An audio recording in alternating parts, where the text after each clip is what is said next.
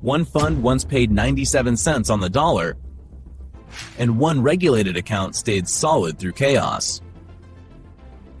Which one are you holding, and which ones should you ban from your plan? All right, let's talk about something we all think we understand: cash. We're taught to save it, but we're not always taught how to manage it safely and smartly.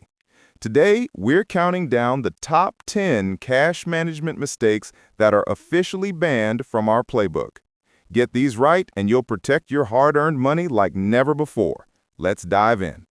Kicking things off at number 10, calling a money market fund a savings account. I see this all the time.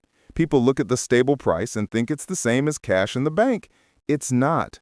Money market funds are investments, not deposits. They don't have that government-backed deposit insurance like your bank account.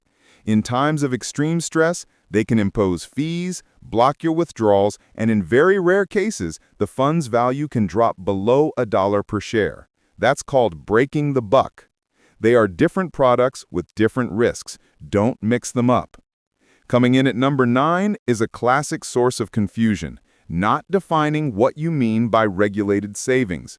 People throw this term around, but are you talking about a standard bank savings account, a fixed-term deposit, or a special state-regulated account like the Livret A in France?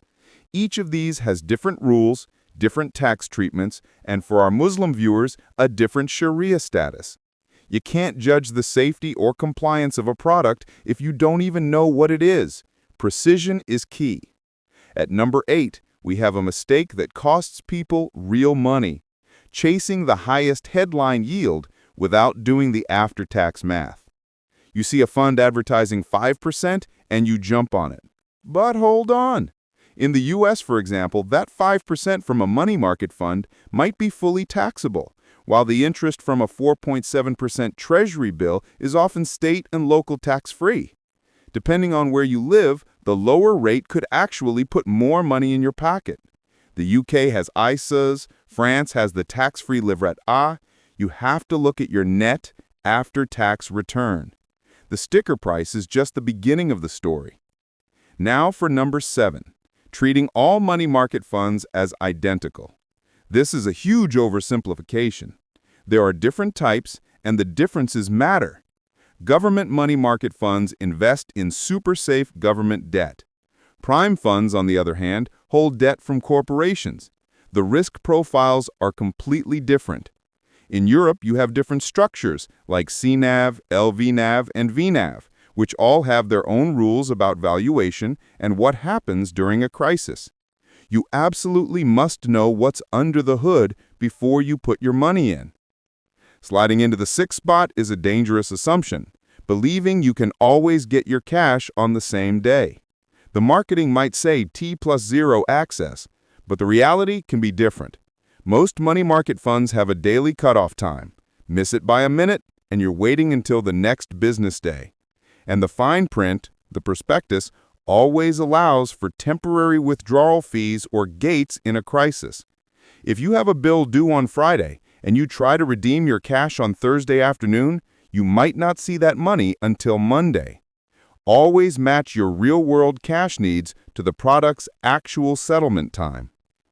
At number 5, we have a mistake that's surprisingly common, even among savvy people: parking large cash balances in a single bank way above the deposit insurance limits. You think, it's a huge, famous bank, it's safe. But deposit insurance has hard caps. In the U.S., it's $250,000 per depositor per bank. This brings us to number 4, a critical point for our faith-conscious audience: ignoring Shariah screening. It's easy to think cash is cash, but how your returns are generated matters immensely. Conventional savings accounts and money market funds pay interest, or riba, which is strictly prohibited in Islam. And it's not just about interest. Contracts with excessive uncertainty or gambling-like elements are also off-limits. You need to actively seek out Shariah-compliant alternatives, like Islamic savings accounts based on profit sharing, or money market funds that invest in sukuk and commodity murabaha. Always verify the Shariah board and their methodology. At number 3, we're talking about modern finance confusion, mixing up money market funds with high-yield fintech accounts or stablecoins. You see all these apps offering 4% or 5% on your cash, and it's tempting to think they're all the same. They are not. Many of these fintech offerings are just front ends for other banks or funds. Your protection depends on where your money actually ends up. And stablecoins, that's a whole other world of crypto and counterparty risk. They aren't bank deposits.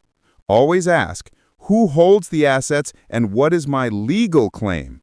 If the answer isn't crystal clear, that's a major red flag. We're down to the final 2. At number 2, skipping the prospectus or the key information document. I know, it's boring, it's full of legal jargon, but this is the single most important document for any fund. It tells you exactly what the fund can invest in, what the rules are for liquidity, and what measures it can take in a crisis, like imposing fees or gates. The financial crises of 2008 and 2020 showed us exactly how these funds behave under pressure. If you don't read the playbook, you can't prepare for the game. And the number 1 banned cash management mistake is running a one-bucket cash strategy. This is the idea of keeping all your emergency and short-term cash in a single place because it feels simpler. This is a fragile strategy.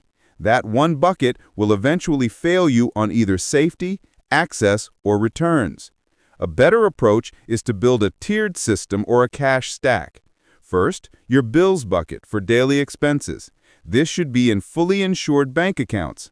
For our Sharia-conscious investors, this would be Islamic profit-sharing accounts.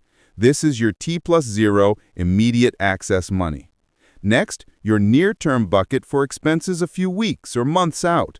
This could be a government money market fund, or, for our Sharia viewers, a compliant liquidity fund. This gives you a bit more yield with slightly less immediate access. Finally, your tax-smart bucket. This is where you use tax-advantage wrappers like ISAs or IRAs or special accounts like the Livret A in France to optimize your returns after tax while always ensuring the underlying investment is compliant with your principles. So here's your homework. Run a quick check this week. Are you over the deposit insurance limit anywhere? Are your cash holdings tax efficient? If your main fund was gated tomorrow, could you cover 30 days of expenses? And for Muslim viewers, are all your returns truly riba-free?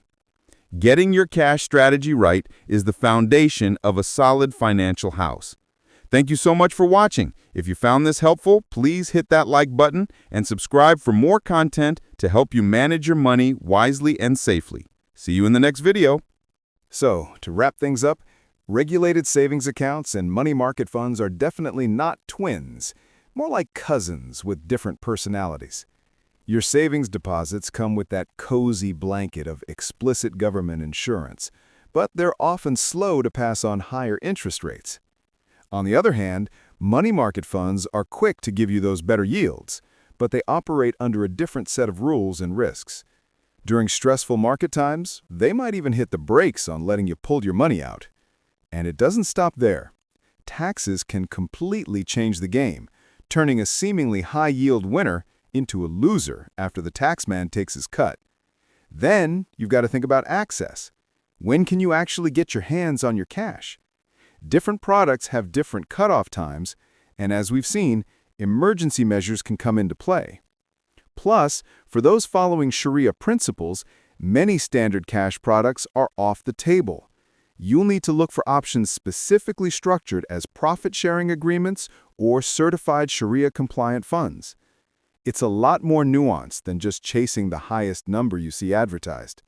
There's a clear trade-off happening between safety, tax efficiency, and how easily you can access your money. It's a balancing act, and knowing the details is how you protect your wealth. If this breakdown helped you understand the real choices you're making with your cash, do me a huge favor. Hit that like button, subscribe for more content like this, and share this video with a friend who might just be chasing those tempting headline yields without knowing the full story. I want to make this even more practical for you.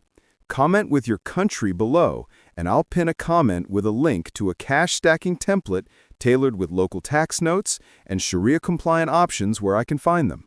And don't forget to check the description box. I've put a free one-page checklist in there that you can use to audit your own cash holdings in the next 10 minutes. It's a quick way to make sure your money is working for you the way you intended to. Stay safe, stay informed, and be intentional about protecting your wealth. Thanks for watching, and I'll see you in the next one.